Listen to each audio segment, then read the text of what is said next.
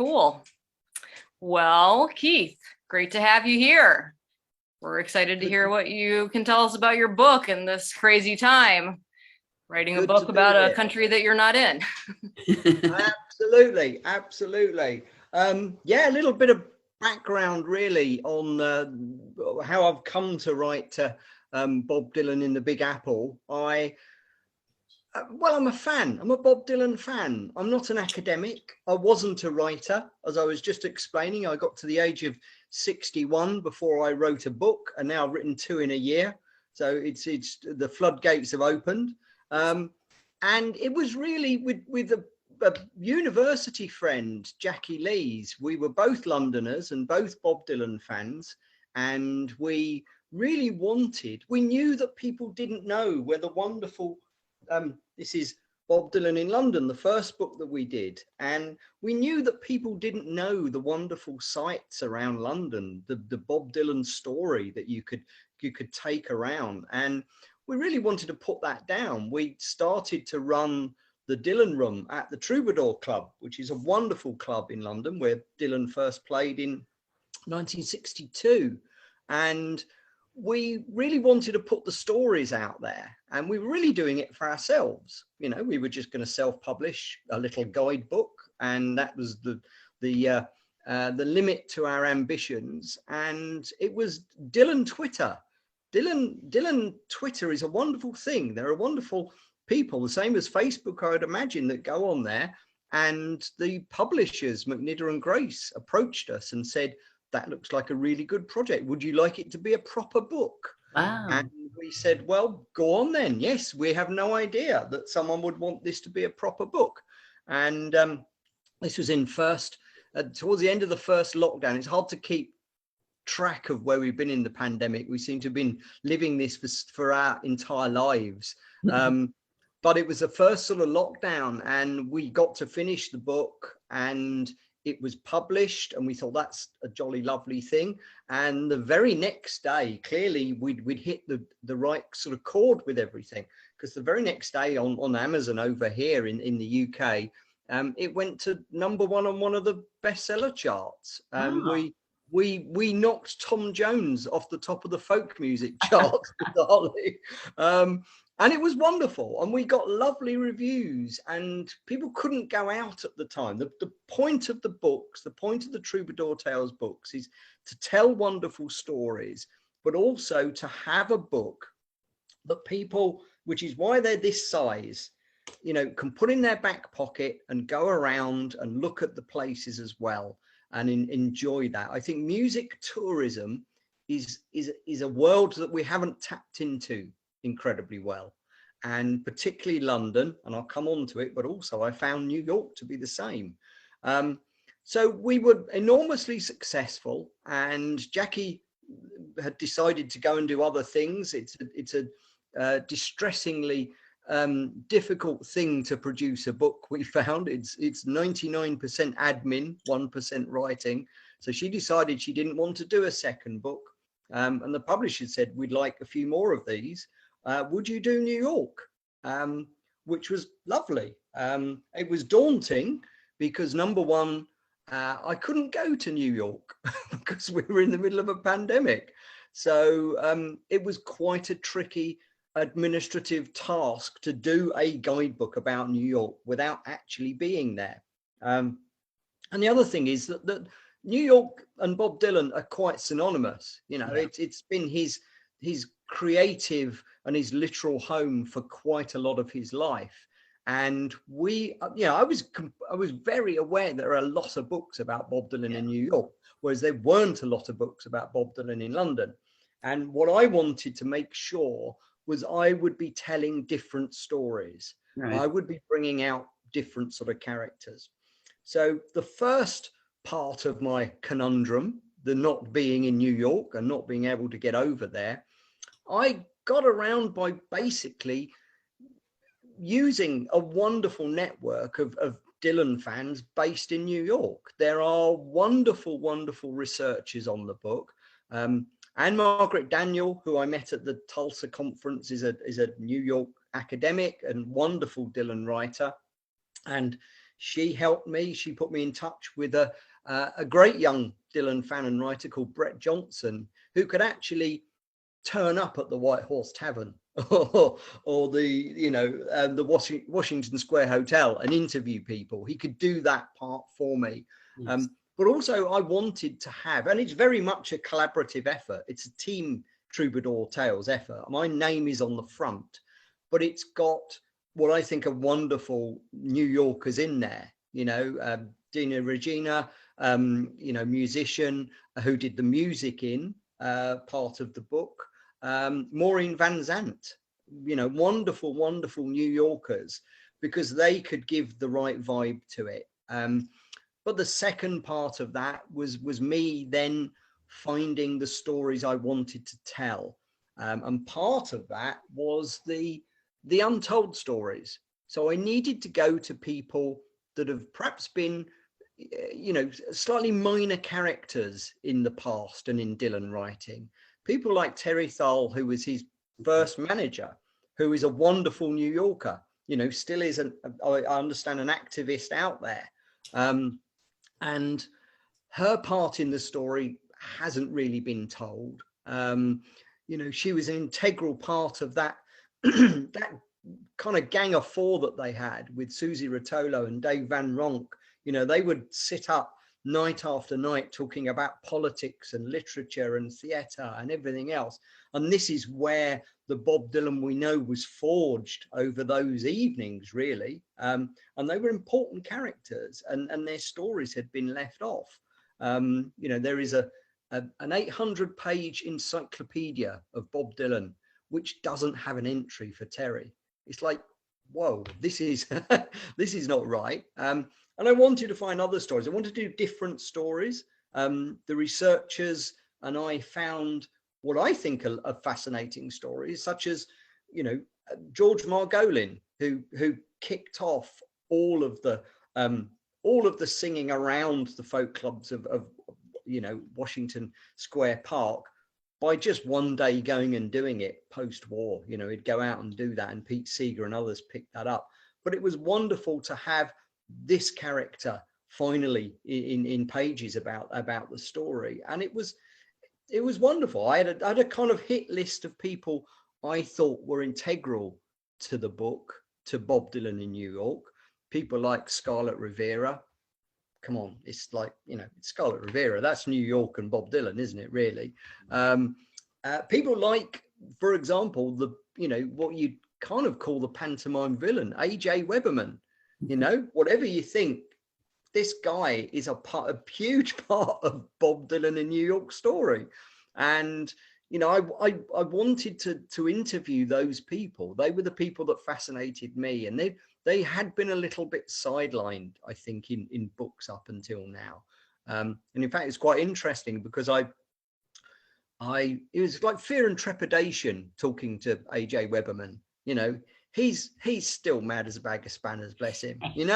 He's a crazy dude, but wonderful. And I say part of that story. And I thought, right, how do I get hold of A.J. Weberman? And again, through Dylan Twitter, someone sort of gave me some details, and I sent a message, and he came back straight away and said, right, give me your phone number, I'll give you a ring. And I thought, right, okay, this is crazy. I'm going to talk to A.J. Weberman, known crazy dude, whatever he is. Yeah. No, absolutely. And he is the pantomime villain of the story, and always has been. And I thought, right, I'm going to take my opportunity. I've got to ask him all the questions I want to ask him, and at some point he's going to put the phone down. You don't put the phone down on people anymore, but you know what I mean? Put the phone down on me. I'm going to ask them anyway. And I asked him about regrets. What did he feel he'd gone too far with things, and what did he regret? And he was very open. He actually said, look, I look back now, and, I know I shouldn't have knocked on the door when Bob's family was there and things like that. He went too far. He had a lot to say, which was, I think, quite fascinating about, and I don't write about Bob Dylan's lyrics. I'm next to a library full of hundreds of books talking about Bob Dylan's lyrics and how they're like King Lear and stuff like that. I'm just not interested in that things, and other people do it much better. But he had quite a lot to say about knowing New York to know Bob Dylan's lyrics and to know the places and everything. And I think that's, you know, quite an important thing to say. But it was good, and I wanted those people in the book. I've been absolutely delighted since the book launched in this country that people like Terry Thal, John Wynne, who was another old Greenwich Village sort of folkie, and people that helped me on the book actually feel I've done it justice, you know, which is difficult from one step removed. You know, I needed New Yorkers, I needed to talk to the right people, and I needed to get across the vibrancy. You know, New York is very much like London. You know, there's a million things going on all the time, and it's a very vibrant city. And I wanted to get that across, and hopefully, and you know, as I say, the reviews from the people that know, not the reviewers, but the people that were there, say that, you know, it came out well. And you know, I'm really delighted with it. It's been received very well here. Before coming on here, I thought I'd better read a bit of it, and I read through and I thought, God, it's not bad actually. God, that's did I write that? That's all right. You know, and it's been great, but it's been very much, you know, like I say, Brett Johnson wrote a couple of the pieces because he could go out there. He actually, it was one of the, we had meetings with Sarah Rabb, who was another researcher I had there, and we'd have WhatsApp meetings, and bless him, he'd been to the White Horse Tavern, and he didn't know what to do to sort of start talking to people or start talking to the owners and the people there. So I think he ordered something like a seafood chowder, which is about £12,000 or something. And it's like, and then every subsequent meeting, he'd mention the chowder thing that he'd eaten that had been, you know, way beyond the limit. But it was wonderful. You know, I could get them to go around, and Dina went to see Jeff Slapnick at the Music Inn, you know, and to interview people who were from that great Greenwich Village time. And I mean, you know, having researched the book and got involved on that side, you know, it's kind of clear to me that, you know, Bob arrived in 61. You know, if he'd arrived 2 years earlier or 2 years later, it wouldn't have been the right time. You know, he was bang on the money. You know, he has fantastic talent. He has great luck. And, you know, he arrived at the time where the folk scene was up and running. You know, he came in on the back of Dave Van Ronk and Ramblin' Jack and people like that. You know, he'd come through to the peak time for someone to make it from there.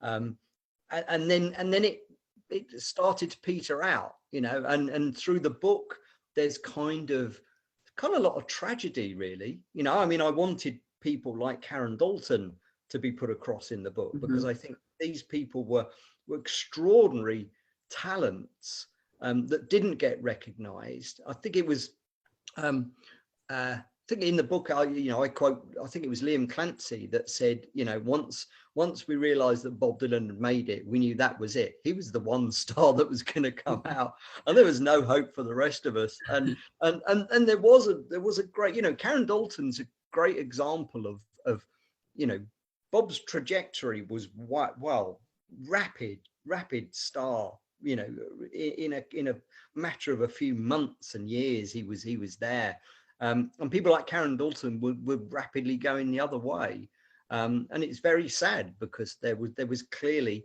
a heck of a lot of talent, you know. And when I wrote the book, there was I talked to Charlotta Hayes, who was producing a documentary about Karen Dalton, and now there's another documentary out. I think people are kind of beginning to realize what a wonderful, you know, hotbed of talent Greenwich Village was at the time, and I think others, you know, maybe looked at a little bit more. But you know, it's in my small way, you know, I wanted to make sure that people could then read the book and then, you know, look up Peter Lafarge or Karen Dalton or Cisco Houston, and enrich their lives with these talents. Yeah. I'm sure that I've been reading it, but I haven't read the entire thing yet. I'm still working my way through it.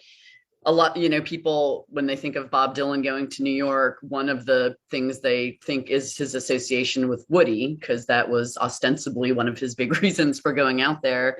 Did you get a chance to talk with Nora or Arlo Guthrie at all about that aspect of Bob's New York life or other people that surrounded that piece of it? No, primarily because that's covered in other books. Sure. I mean, yeah. One of the things is I'm hampered by my own format because it's got to be that big. So you can't get everything. It's got to go. It's a guide. It's got a map in the middle. Yeah. The London book and the New York book are both books that hopefully people will enjoy them and read, but then have a life after that, where use them when you're in those cities to go around and see the sites. The point is they would have a longevity. I think I make the point in the beginning of the Big Apple book that if I'd actually written everything about Bob in New York, you'd need a wheelbarrow to take it round. Sure. There is so much. Yeah. I had to physically cut off points like Woodstock and that, so nothing's on that sort of side. Right. People would say I interviewed people about, for example, the Supper Club concerts, which are wonderful. And then I thought, well, that's it. They were wonderful concerts. There's nothing else to say. It's got to have a story. They've got to have tales. Yeah. And when it comes to something like Woody and Bob was going there because he was moving up a folk scene, really. He was moving from Dinky Town to Greenwich Village, and I think that he liked the idea of being of following Woody Guthrie and the kind of pilgrimage he was making, but essentially, I think it's been pointed out before, Bob Dylan was not a kind of Woody Guthrie impersonator. He was impersonating Rambling Jack, impersonating Guthrie. So it was the idea of that. So it's a small part of the book, but I couldn't explore too much of that. Sure. For space, and as I say, because a heck of a lot has been done in other books. There are wonderful books on the basement tapes and that side of things. There are wonderful books. Well, there's a great book about Woody Guthrie's New York too that was put together through his foundation, and with Nora, and Bob is featured in that. With your focus on some of these, I think you called them like sidelined characters, were there specific instances that you can think of now that through focusing on them led you to finding out something that's been sidelined about Bob, or perhaps out of the normal New York story about Bob himself? Yeah, well, it's as I say, talking to Terry Thal, here's someone who, her part in, and she had to correct things. I would put things in and put out to her about, getting Bob gigs in certain places and things of that kind, and she'd say, no, I did that. and having the person that was there at the time, and they're great. These people know the stories, and John Wynne, who was a wonderful old timer who shared a stage with him, as many did in that sort of folk scene. He said, he had wonderful tales, and he said, look, I've put them down. He also, as we'd done, we intended to do at the beginning, he'd self-published a book. And I said, well, can I use some of your tales? Because they are just wonderful. And he said, yeah, of course you can. I only sold 15 copies, so not many people have seen it. So once you count John's family, I'm guessing these are new stories for people. And they were wonderful tales. My writing is very much kind of not about Bob Dylan, if that makes sense. It's about the places and people around him. And there are a heck of a lot of books about Bob Dylan. This is, I use this as a sounding, a stepping off point to look at other people and places, but also to follow him and follow what he's done. And I think, the Woody Guthrie side of things, as I say, it's beautifully done elsewhere, frankly. That makes sense. Yeah. I mean, it's, there were a number of those old folk singers from the Greenwich Village time that it's wonderful that they're still around. I was talking about the tragedy of it, and a lot of them did die quite young. And I think it was quite as much as it was a creative center, it was kind of a dangerous time for people. The miracle of Bob going on tour at 80 is that he got through to 80.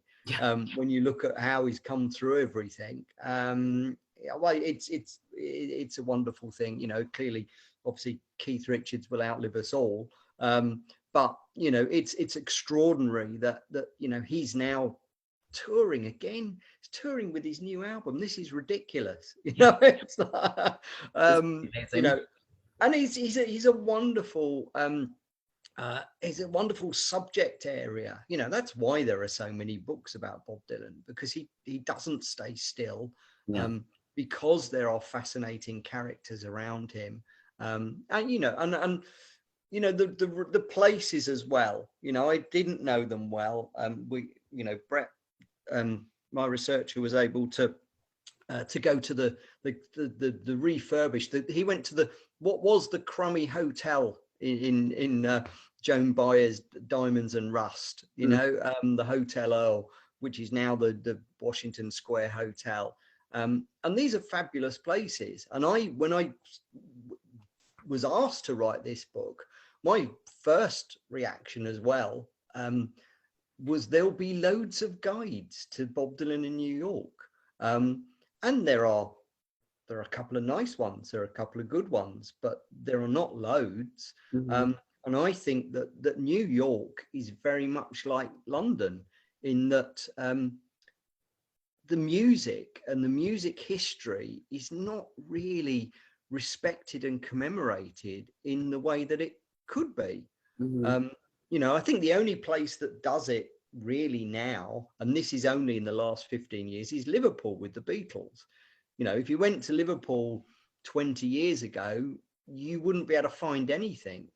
Now there's a museum on every corner, and they do it kind of correctly.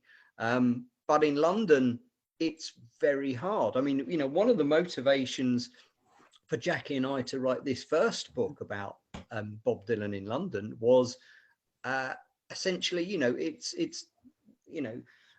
2020, whatever it is now, I can't even remember. And there are people that still think that Subterranean Homesick Blues was in New York. It was at the Voice Steps in London. It's kind of, the music history and the touring and the clubs and the places you can go are all there. It's remarkable, in my view, that they haven't been pulled together. And as I say, the books have a map in the middle. There is a life after reading them, which is to go on tour with them. I look forward to doing so. I think you could be making a career out of highlighting all the things that people, maybe more of the casual fan, sort of misinterpret in what they think happened, like with home training and Homesick Blues. Just like you could make a whole another set of books covering every city in the world, straightening things out for people. There's a lot that can be done. I mean, it's like for the London book for Jackie and I, one of the things we did want to straighten out was a lot of books about Bob Dylan had got that first visit in 62, early 63 so wrong. The wrong pubs, the wrong times, everything was out of kilter. And for example, there's a square that Bob Dylan talks about in London when he was there, and he meets Robert Graves, the writer, and they walk around there, and he mentions it in Chronicles, but of course he gets it wrong. I mean, we can't believe a lot of Chronicles. How can someone write an autobiography and make up a whole chapter? I think that's such a Dylan thing to do.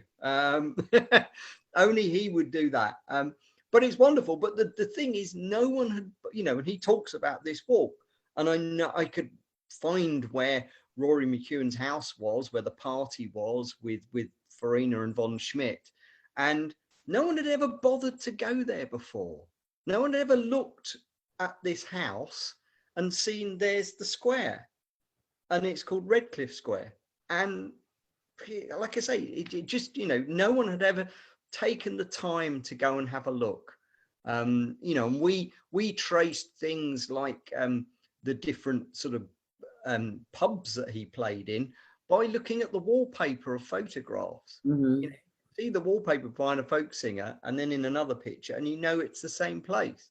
Ooh. It was quite simple detective work, like CSI Bob Dylan. Yeah, but no one had done it before. No one had bothered. They just like randomly put this stuff out. And I was surprised in doing the Big Apple book that really a lot of what I was doing hadn't been kind of put together as a proper touring guide, really. And that's wonderful. And the trouble is we have the twin obstacles of Amazon and the pandemic to know when we can get out there and when the book is in your hand and you can go and tour these places.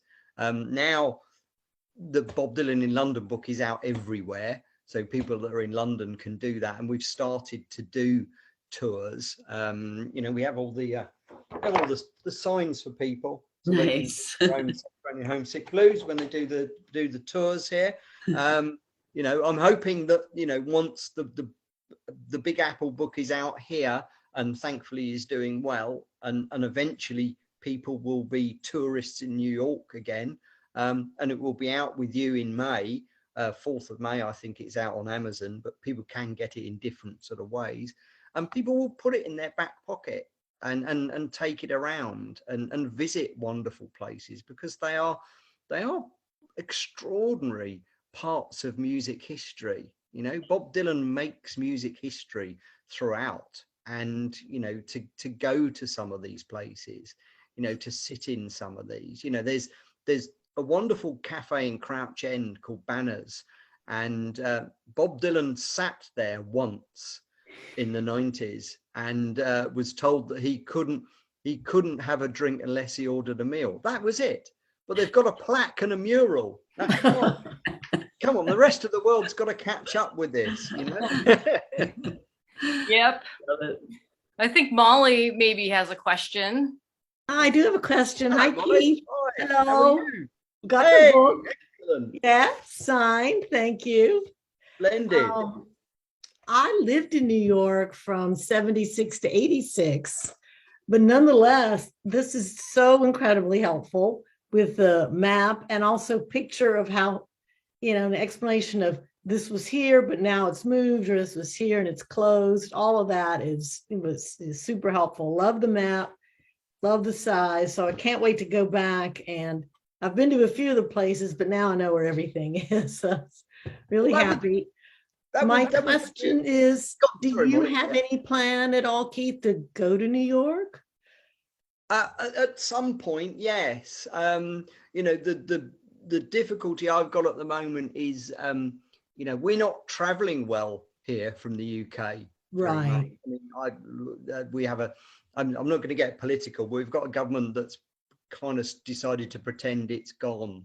And, we're kind of waiting for everything. I look at the tour for Bob over there, and I'm very jealous, but I'm also don't want him to come over here until it's quite safe. And we're starting to get out and about, but I do hope to get a tour there.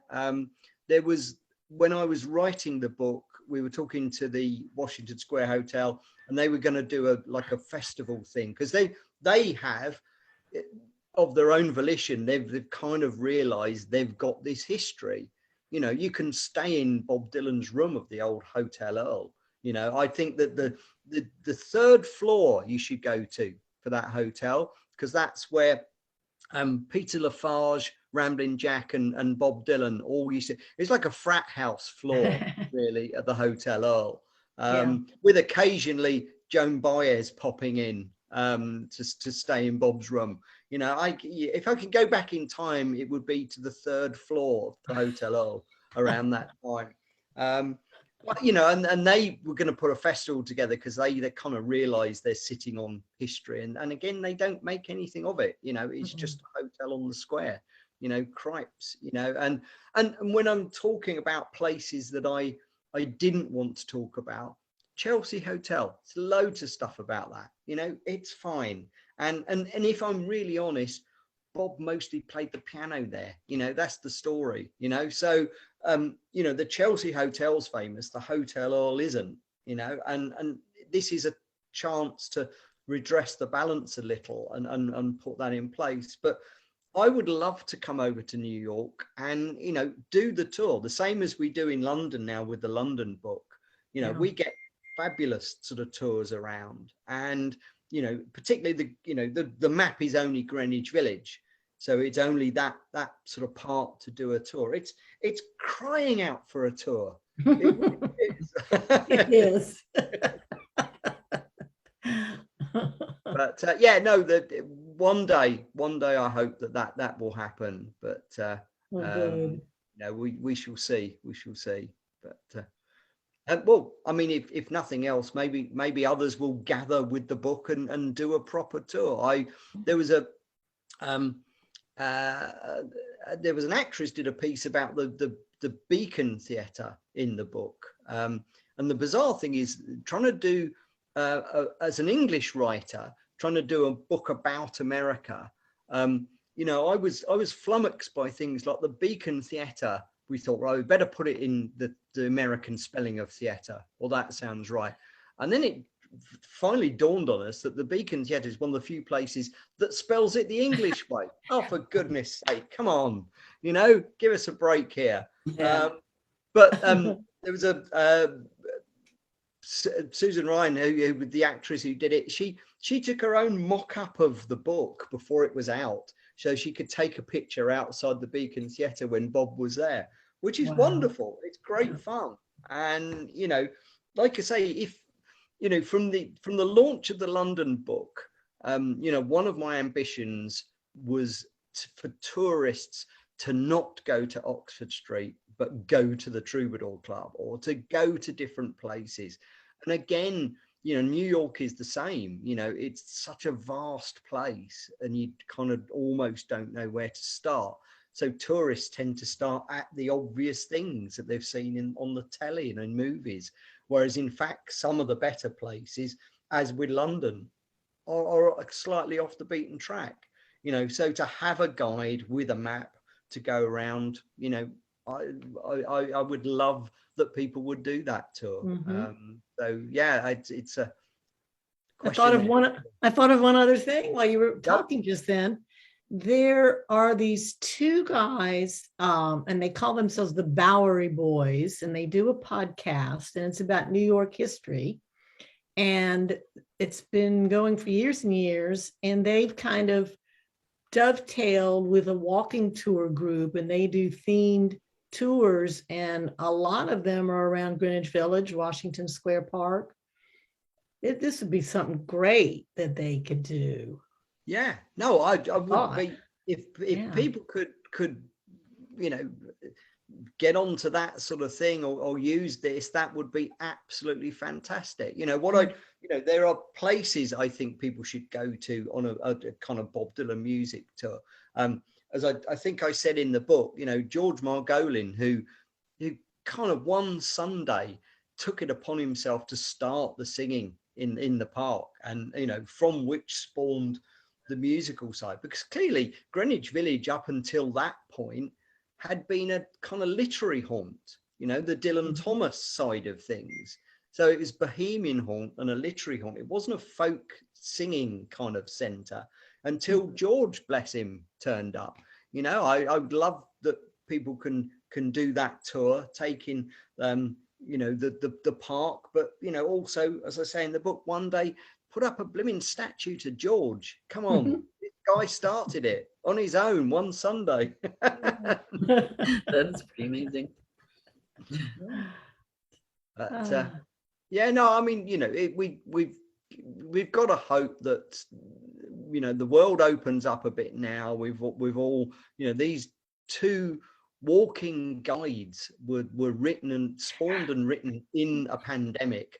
They are now ready to be used practically and to go out there. So hopefully everybody's really familiar with them now, so that right. everybody can get going where they can get going. They're right on track. Oh, yeah.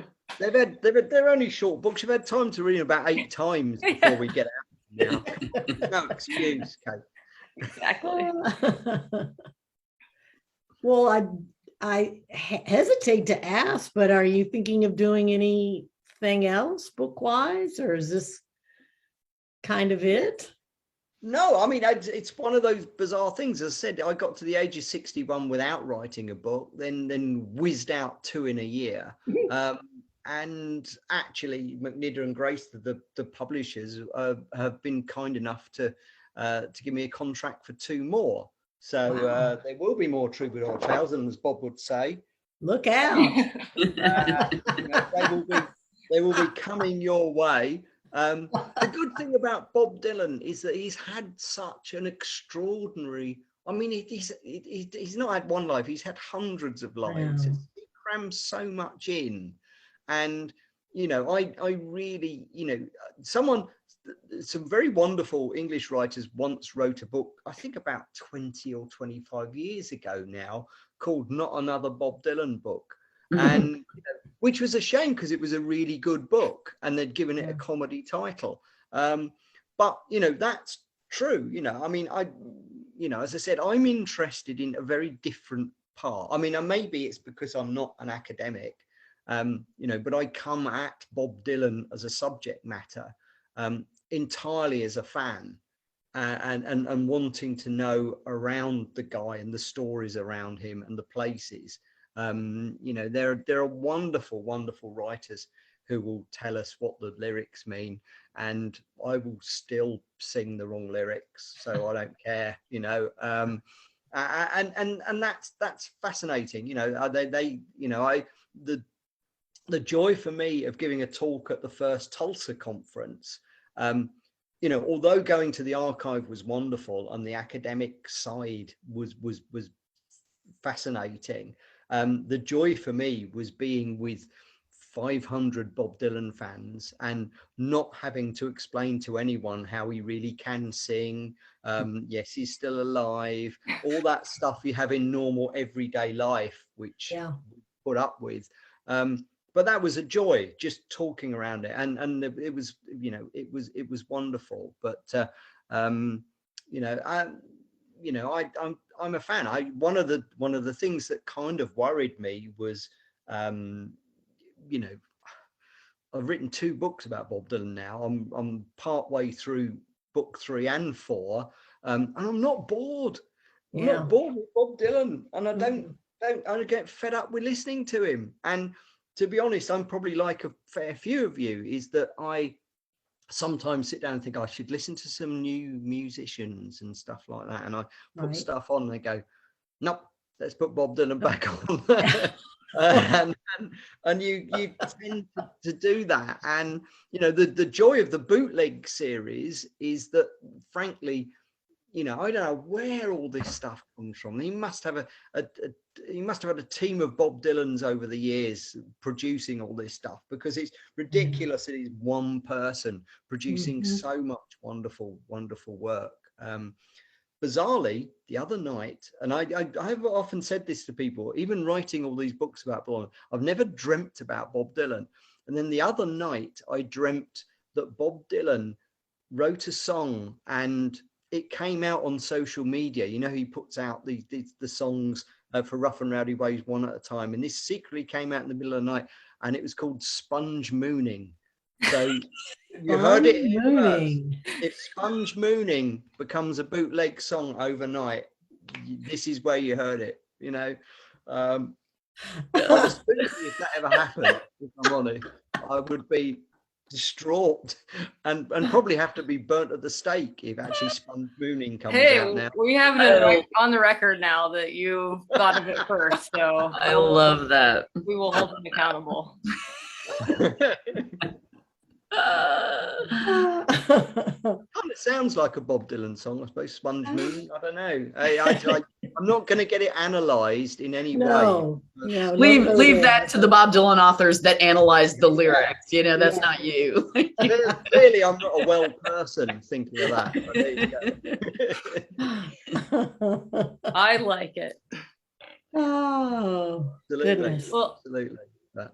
thank you so much for spending some time chatting with us and letting us hear a little bit about how you wrote the book and a little bit about what you're thinking about doing next. But it's great that you can share all this, and great that you were able to get so many resources in New York to help you write a book in the middle of such a hard time to be writing a guidebook. Well, I think it's not my Oscar acceptance speech, but it's a great thank you to Brett Johnson and Sarah Rabb and a kind of a really lovely team of Dylan fans that that came together, and Dina, Regina, and lovely people. And I hope that the joy is in there. We wanted. I've always wanted with both books to be very upbeat about Bob Dylan, and the other thing is, and I hope this comes across well, as I say, I'm not an academic, I wanted them to be readable. There are a lot of Bob Dylan books where you get to the end of the sentence and you can't remember what happened at the start. I didn't want that sort of thing. I didn't want to bamboozle people. You don't want to read it with a dictionary next to you. It's got to be readable. It's got to be accessible. One of the nicest reviews for the Big Apple book said that it was refreshingly non-academic. Well, I'll take that, and that's great, because actually, and I suppose it comes from my background. Bob Dylan is fun. He's a great musician, and there's a lot of joy in his music as well. And I say that not just because Man Gave Name to All the Animals is one of my favorite songs, but other than that, and maybe my writing is more Man Gave Name to All the Animals rather than Desolation Row, but there you go. It's that's what I wanted to do, and I think that people have enjoyed that. I think people have taken to that, because and also I think books are too big anyway, really, generally speaking. So we're addressing the balance a little bit on that sort of front as well. But it's definitely a time and space to have things be a little bit more lighthearted and a little less analytical, I think. Absolutely right. We need more joy in all of our lives. Wherever we can get it. Absolutely right. But no, it's been lovely. As I can talk about Bob Dylan endlessly. You have to cut this off sometime in the afternoon. I'll still be rambling. But and as I say, I've never lost my enthusiasm for Bob Dylan. I like you lot. He's part of our lives. He's a soundtrack to our lives. He's a very important music going on in the background of everything, and I haven't lost that by the research, and what I've done in the research for two books is fall very much in love with all the other people around him.